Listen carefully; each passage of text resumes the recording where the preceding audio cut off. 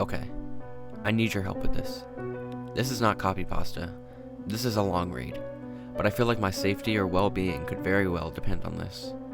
This is video game related, specifically Majora's Mask, and this is the creepiest shit that has ever happened to me in my entire life. Having said that, I recently moved into my dorm room starting as a sophomore in college, and a friend of mine gave me his old Nintendo 64 to play. I was stoked, to say the least. I could finally play all of those old games of my youth that I hadn't touched in at least a decade. His Nintendo 64 came with one yellow controller and a rather shoddy copy of Super Smash Bros. And while beggars can't be choosers, needless to say, it didn't take long until I became bored of beating up level 9 CPUs. That weekend, I decided to drive around a few neighborhoods about 20 minutes or so off campus, hitting up the local garage sales, hoping to score on some good deals from ignorant parents. I ended up picking up a copy of Pokemon Stadium, GoldenEye, fuck yeah, F-Zero, and 2 other controllers for $2. Satisfied, I began to drive out of the neighborhood when one last house caught my attention. I still have no idea why it did. There were no cars, and there was only one table set up with random junk on it. But something sort of drew me there. I usually trust my gut on these things, so I got out of the car and was greeted by an old man. His outward appearance was, for lack of a better word, displeasing. It was odd. If you asked me to tell you why I thought he was displeasing, I couldn't really pinpoint anything. There was just something about him that put me on edge. I can't explain it. All I can tell you is that if it wasn't in the middle of the afternoon and there were other people within shouting distance, I wouldn't have even thought of approaching the man. He flashed a crooked smile at me and asked what I was looking for, and immediately I noticed that he must be blind in one of his eyes. His right eye had that glazed over look about it. I forced myself to look into his left eye instead, trying not to offend, and asked him if he had any old video games. I was already wondering how I could politely excuse myself from the situation when he would tell me that he had no idea what a video game was, but to my surprise, he said he had a few ones in an old box. He assured me he'd be back in a jiffy, and turned to head back to the garage. As I watched him hobble away, I couldn't help but notice what he was selling on his table. Littered across his table were rather strange paintings, various artworks that looked like ink blots that a psychiatrist might show you. Curious, I looked through them. It was obvious why no one was visiting this guy's garage sale. These weren't exactly aesthetically pleasing. As I came to the last one, for some reason, it looked almost like Majora's Mask. The same heart-shaped body with little spikes protruding outward. Initially, I just thought that since I was secretly hoping to find that game at these garage sales, some Freudian bullshit was projecting itself onto the ink blots. But given the events that happened afterward, I'm not so sure now. I should have asked the man about it. I wish I would have asked the man about it. After staring at the Majora-shaped blot, I looked up and the old man was suddenly there again, arm's length in front of me, smiling at me. I'll admit, I jumped out of reflex, and I laughed nervously as he handed me a Nintendo 64 cartridge. It was the standard gray color, except that someone had written Majora on it in black permanent marker. I got butterflies in my stomach as I realized what a coincidence this was, and asked him how much he wanted for it. The old man smiled at me and told me that I could have it for free, that it used to belong to a kid who was about my age that didn't live here anymore. There was something weird about how the man phrased that, but I didn't really pay any attention to it then. I was too caught up in not only finding this game, but also getting it for free. I reminded myself to be a bit skeptical since this looked like a pretty shady cartridge and there was no guarantee it would work. But then the optimist inside me interjected that maybe it was some kind of beta version or pirated version of the game, and that was all I needed to be back on Cloud 9. I thanked the man, and the man smiled at me and wished me well, saying, "Goodbye then." At least, that's what it sounded like to me. All the way in the car ride home, I had a nagging doubt that the man had said something else. My fears were confirmed when I booted up the game. To my surprise, it worked just fine, and there was one save file named simply Ben. "Goodbye, Ben," he was saying. "Goodbye, Ben." I felt bad for the man. Obviously a grandparent and obviously going senile, and I, for some reason or another, reminded him of his grandson Ben. Out of curiosity, I looked at the save file. Eyeballing it, I could tell that he was pretty far into the game. He had almost all of the masks, and 3 out of the 4 remains of the bosses. I noticed that he had used an owl statue to save his game, He was on day 3, and by the stone tower temple, with hardly an hour left before the moon would crash. I remember thinking that it was a shame that he had come so close to beating the game, but he never finished it. I made a new file named Link, out of tradition, and started the game, ready to relive my childhood. For such a shady-looking game cartridge, I was impressed at how smoothly it ran.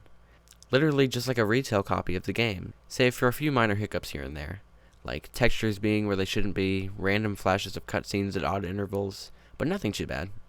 However, the only thing that was a little unnerving was that at times the NPCs would call me Link, and at other times they would call me Ben. I figured it was just a bug, a fluke in the programming causing our files to get mixed up or something. It did kind of creep me out though after a while, and it was around after I'd beaten the Woodfall Temple that I regrettably went into the save files and deleted Ben. I had intended to preserve the file just out of respect of the game's original owner. It's not like I needed 2 files anyway. Hoping that would solve the problem. It did, and it didn't.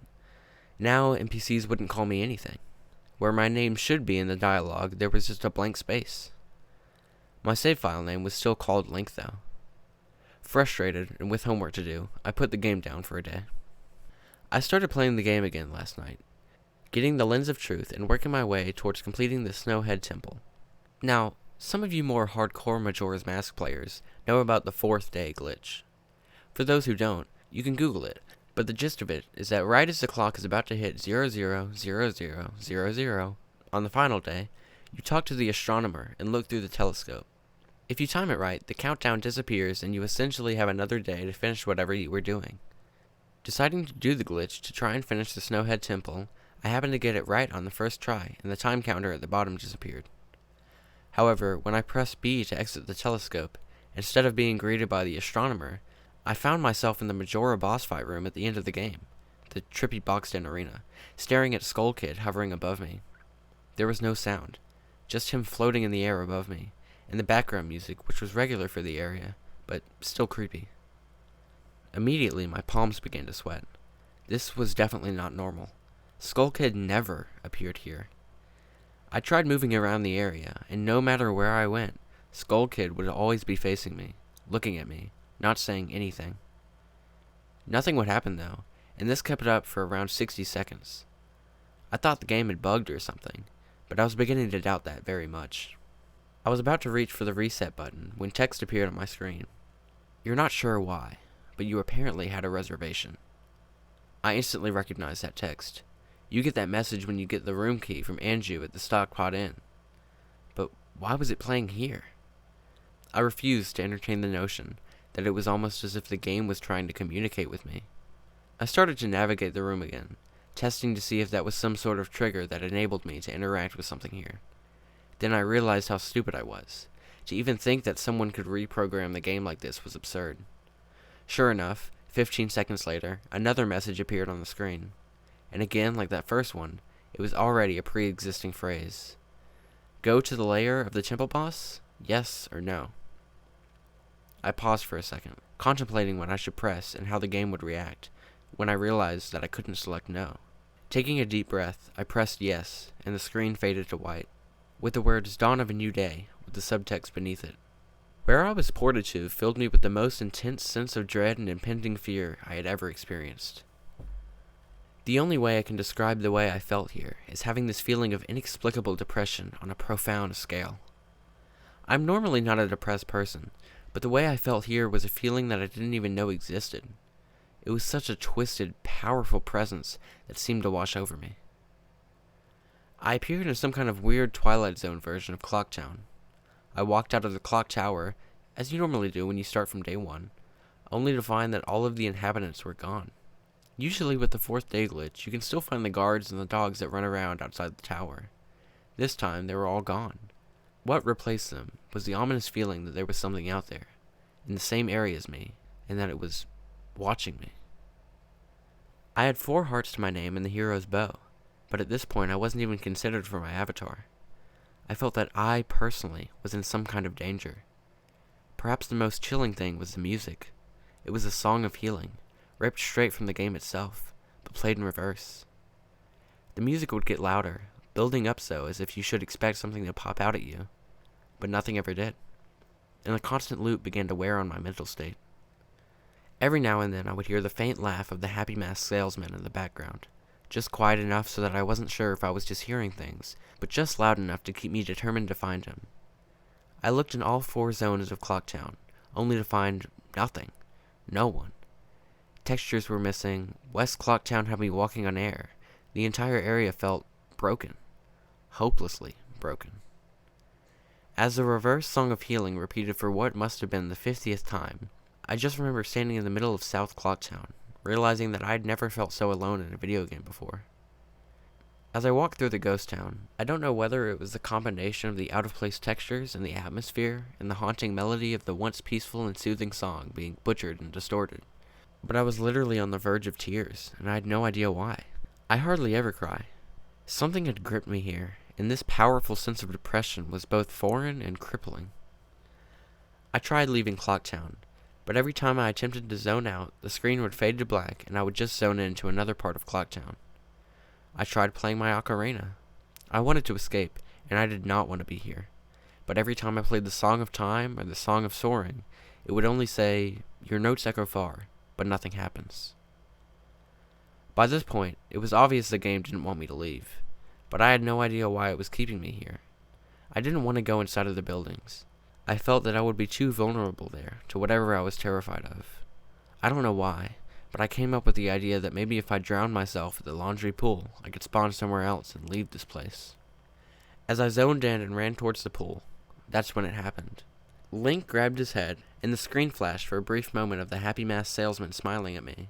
Not Link, me, with Skull Kid's scream playing in the background, and when the screen returned, I was staring at the Link statue from playing the song of Elegy and Emptiness. I screamed as the thing just stared back at me with that haunting facial expression. I turned around and ran out and back into South Clocktown. And to my horror, the fucking statue followed me. And the only way I can compare this is like the weeping angels from Doctor Who. Every so often, at random intervals, the animation would play of the statue appearing behind me. It was like the thing was chasing me, or I don't even want to fucking say it, haunting me. By this point, I was on the verge of hysterics, but not even once did the thought of turning off the console occur to me. I don't know why. I was so wrapped up in it.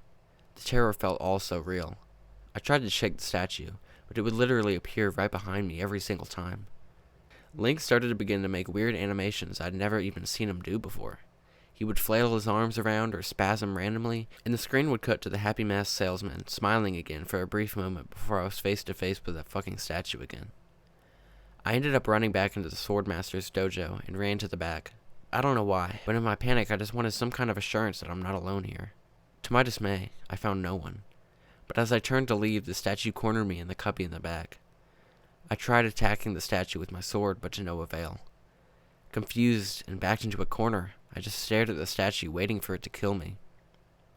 Suddenly, the screen flashed again to the happy masked salesman, and Link turned to face my screen, standing upright, mirroring the statue, looking at me along with his copy. Literally staring at me. Whatever was left of the fourth wall was completely shattered while I ran out of the dojo terrified. Suddenly, the game warped me to an underground tunnel, and the reverse song of healing queued up again as I was given a brief moment of rest before the statue started appearing behind me again, this time aggressively. I could only take a few steps before it would summon behind me again. I hurriedly made my way out of the tunnel and appeared in southern Clocktown. As I ran aimlessly in a sheer panic, suddenly a Redead screamed and the screen faded to black as dawn of a new day appeared again. The screen faded in and I was standing on top of Clock Tower with Skull Kid hovering over me again, silent.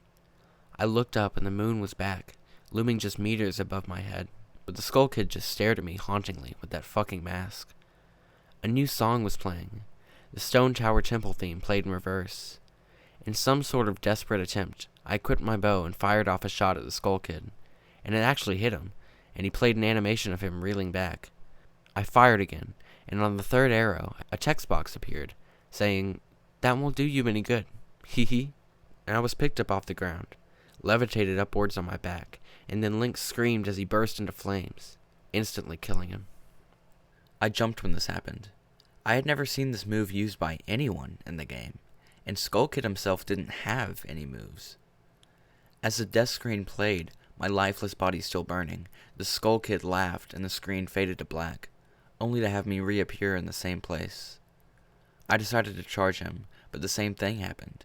Link's body was lifted off the ground by some unknown force, and he immediately burst into flames again, killing him.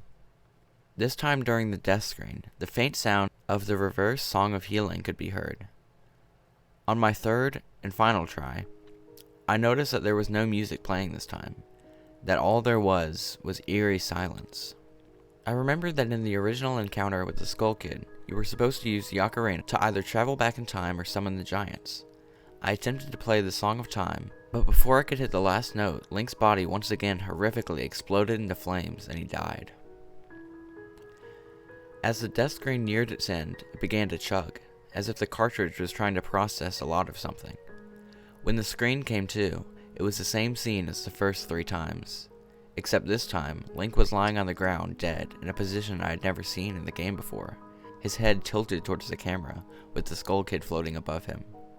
I couldn't move. I couldn't press any buttons. All I could do is just stare at Link's dead body. After around 30 seconds of this, the game simply fades out with the message, "You've met with a terrible fate, haven't you?" before kicking you out to the title screen. Upon getting back to the title screen and starting again, I noticed that my save file was no longer there. Instead of Link, it was replaced with Your Turn. Your Turn had 3 hearts, 0 masks, and no items. I selected Your Turn, and immediately when I did, I was returned to the clock tower rooftop scene of my Link dead and the Skull Kid hovering over, with the Skull Kids laughing looping again and again. I quickly hit the reset button, and when the game booted up again, there was one more save file added, below Your Turn, entitled Ben. Ben's save file is right back where it was before I deleted it, at the Stone Tower Temple with the moon almost crashing. I turned the game off at that point. I'm not superstitious, but this is way too fucked up even for me. I haven't played it at all today. Hell, I didn't even get any sleep last night. I just kept hearing the reverse Song of Healing music in my head, and just remembering the sense of dread I felt exploring Clocktown. I drove back to the old man's house today to ask him some questions with a buddy of mine.